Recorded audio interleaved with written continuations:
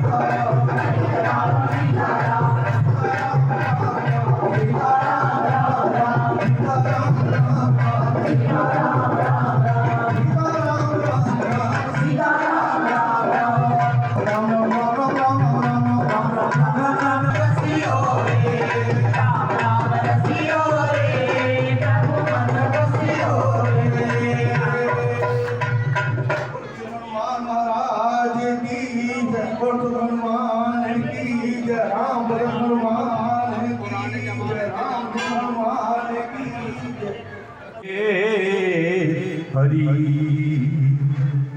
और जिनंद में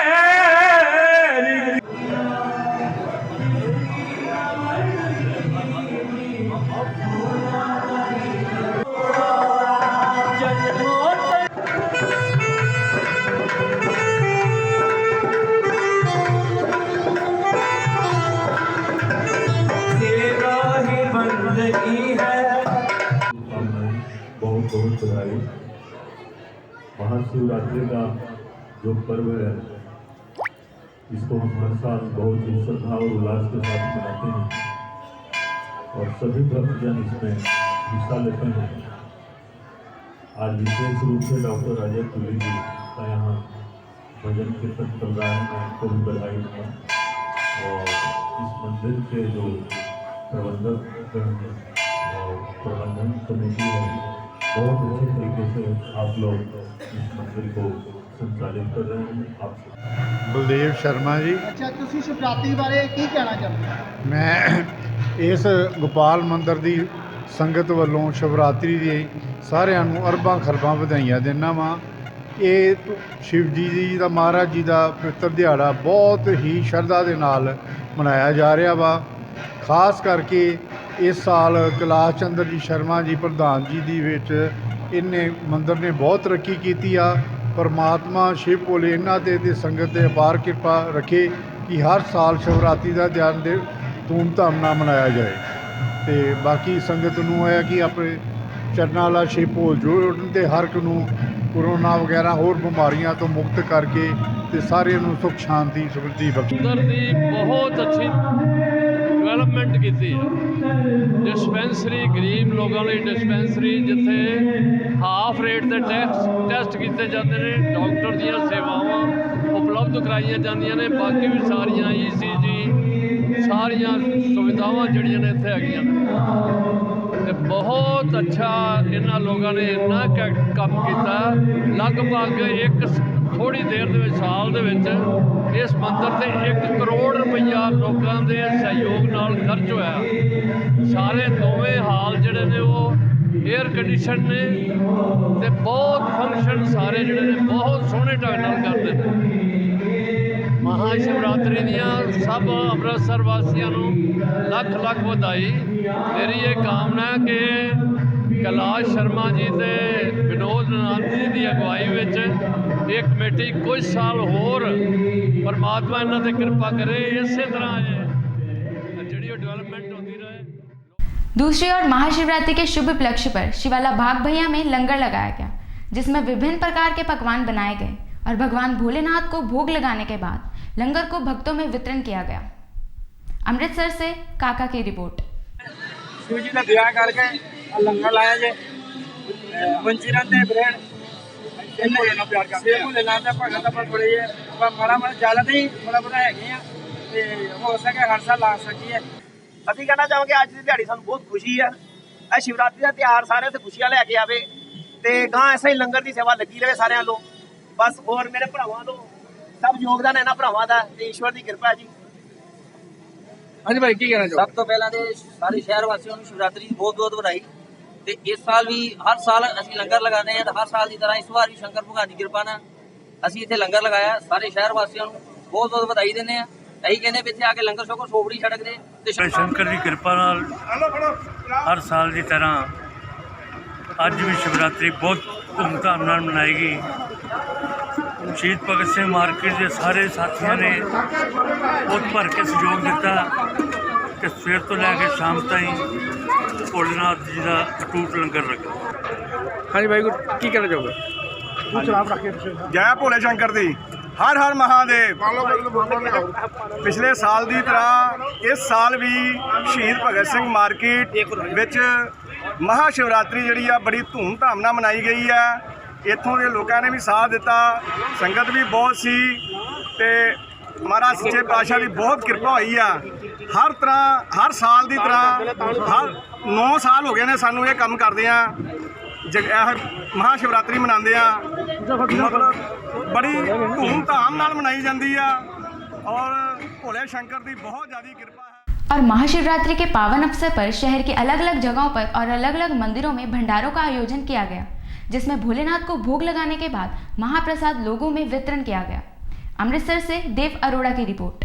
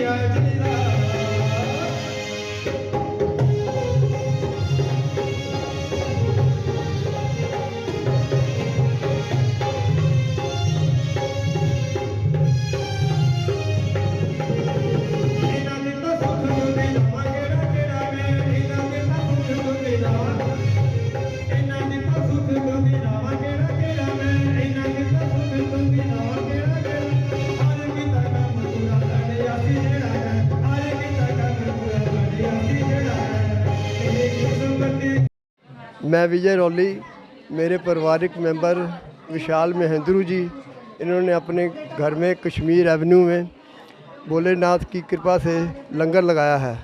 ये कहते हैं कि सारे मेरी तरफ से सारे शहरवासियों को, देशवासियों को और विश्व को, सबको भोले शंकर कृपा बनाए रखें। मैं भी शिवाला कमेटी की तरफ से सारे भक्तों को और अमृतसर निवासियों को बहुत बहुत मुबारकबाद देता हूँ। शिवरात्रि ਦੇ ਇਸ ਪਰਵ ਦੀ ਪਹਿਲੇ ਤਾਂ ਮੈਂ ਸਾਰੇ ਦੇਸ਼ ਵਾਸੀਆਂ ਨੂੰ, ਵਿਸ਼ਵ ਸਾਰੇ ਹਿੰਦੁਸਤਾਨ ਵਾਸੀਆਂ ਨੂੰ ਬਹੁਤ ਬਹੁਤ ਮੁਬਾਰਕ ਦਿੰਦਾ, ਕਿਉਂਕਿ ਇਹ ਮਹਾ ਸ਼ਿਵਰਾਤਰੀ ਦਾ ਉਹ ਪਰਵ ਹੈ ਜਿਹੜੀ ਸਾਰੀ ਦੁਨੀਆ ਹੀ ਬਹੁਤ ਹਰਸ਼ ਉਲਾਸ ਨਾਲ ਮਨਾਉਂਦੀ ਹੈ। ਤੇ ਮੈਂ ਅੱਜ ਅਸੀਂ ਮਹਾ ਸ਼ਿਵਰਾਤਰੀ ਦੇ ਇਸ ਪਰਵ 'ਤੇ ਇੱਥੇ ਇਕੱਠੇ ਹੋਏ ਹਾਂ, ਤੇ ਮੈਂ ਸ਼ਹਿਰ ਵਾਸੀਆਂ ਨੂੰ, ਆਪਣੇ ਦੇਸ਼ ਵਾਸੀਆਂ ਨੂੰ ਇਹ ਉਮੀਦ ਕਰਦਾ ਜਿੱਦਾਂ ਇਹ ਤਿਉਹਾਰ ਅਸੀਂ ਸਾਰੇ ਮਿਲ ਕੇ ਮਨਾ ਰਹੇ ਹਾਂ, ਤੇ ਹਰ ਇੱਕ ਤਿਉਹਾਰ ਸਾਨੂੰ ਮਿਲ ਕੇ ਮਨਾਉਣੇ ਚਾਹੀਦੇ ਆ। ਤੇ ਇੱਕ ਵਾਰੀ ਫੇਰ ਮੈਂ ਸਾਰੇ ਸ਼ਹਿਰ ਵਾਸੀਆਂ ਨੂੰ ਇਸ ਮਹਾ ਸ਼ਿਵਰਾਤਰੀ ਦੇ ਪਰਵ ਦੀ